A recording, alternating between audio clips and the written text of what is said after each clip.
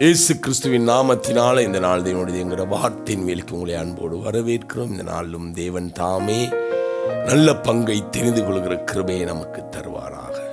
இந்த நாள் தியானிப்பதற்காக எடுத்துக்கொண்ட வேத பகுதியில் லூக்கா எழுதின புத்தகம் 10வது அதிகாரம் 42வது வசனம் இப்படியாக சொல்கிறது. தேவையானது ஒன்றே, மரியாள் தன்னை விட்டு எடுப்படாத நல்ல பங்கை தெரிந்து கொண்டாள். அன்பானவர்களே, நமக்கு முன்பாக நாம் வாழ்கிற இந்த காலத்தில் அநேக பங்குகள் வைக்கப்பட்டிருக்கிறது. குடும்பம், தொழில், ஊழியம், நண்பர்கள், பொழுதுபோக்கு, இப்படி அநேகங்கள் உண்டு. இதெல்லாம் வாழ்க்கையின் ஒவ்வொரு பகுதி. எல்லா பங்கையும் பிடித்துக் கொள்ள முடியும். நல்ல பங்கு என்று சொன்ன என்ன தெரியுமா? என்னுடைய முதல் பங்கு எது என்பதை நான் தெரிந்து கொள்வதுதான்.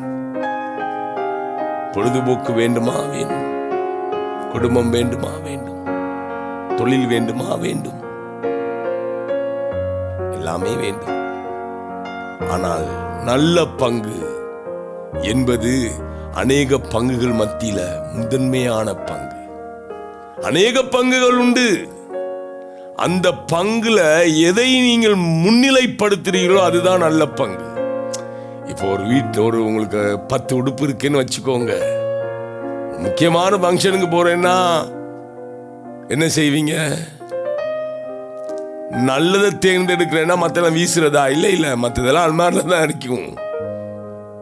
முதன்மையானது என்று ஒன்று உண்டு. மரியாள் முதன்மையானதை தேவனுக்கு கொடுத்தாள். அதுதான் நல்ல பங்கை அவள் தெரிந்து கொண்டாள். என்னை கேட்டுக்கொண்டிருக்கும் உங்களை பார்த்து சொல்கிறேன், உங்கள் வாழ்க்கையில் அநேக பங்குகள் உண்டு. குடும்பம் உண்டு, பிள்ளைகள் உண்டு, வேலைகள் உண்டு, கடமைகள் உண்டு, எல்லாமே உண்டு, எல்லாம் உண்டு உண்டு உண்டு. ஆனால் ஒரு நல்ல பங்கை நாம் தெரிந்து கொண்டிருக்கிறோமா? அந்த நல்ல பங்கை மாத்திரம் நாங்கள் தெரிந்து கொண்டேன்னு வைங்களே, அந்த நல்ல பங்கு நமக்காய் கிரியை செய்ய ஆரம்பிக்கும். வசனம் சொல்லுகிறது, மார்த்தாள் பல வேலைகளை செய்து குழப்பத்துக்குள்ளாயிட்டா. ஏனென்றால் ஒரு நல்ல பங்கை அவள் முதல் நிலைப்படுத்தவில்லை, அவள் தெரிந்து கொள்ளவில்லை. அவள் அந்த நல்ல பங்கை தெரிந்திருந்தா பற்பல வேலைகளை செய்தா கூட அந்த நல்ல பங்கு அதை ஒருங்கிணைத்து அவளுக்கு நன்மையாய் சீக்கிரமாக அதை செய்வதற்கு உதவி செய்திருக்கும். கலக்கம் இல்லாமல், முறுமுறுப்பு இல்லாமல் அதை செய்வதற்கு உதவி செய்திருக்கும். அவள் நல்ல பங்கை முதல் நிலைப்படுத்தாதபடியினால அவள் கலக்கங்களும் குழப்பங்களும் மீதியாயிருந்தது. இன்றைக்கு நமக்கும் அநேக பங்கு இருக்குது. முதல் பங்கை நாம் முதன்மையாய் செய்யாதபடியினால, முதற் பங்கு தேவன் அந்த பங்கை, அந்த முதற் பங்குக்கு செய்ய வேண்டியதை முதன்மை இடத்தை நான் கொடாம இருக்கிறபடினால அநேக காரியங்கள் என் வாழ்க்கையில சிக்கலாயிருக்கிறது. இடியாப்ப சிக்கல் போல கலட்டி கொள்ள முடியாம இருக்கிறோம். காரணம் என்ன தெரியுமா? அந்த முதற் பங்கை நாம் முதன்மைப்படுத்தவில்லை. அந்த நல்ல பங்கை நாம் முதன்மையாய் தெரிந்து கொள்ள இல்லை.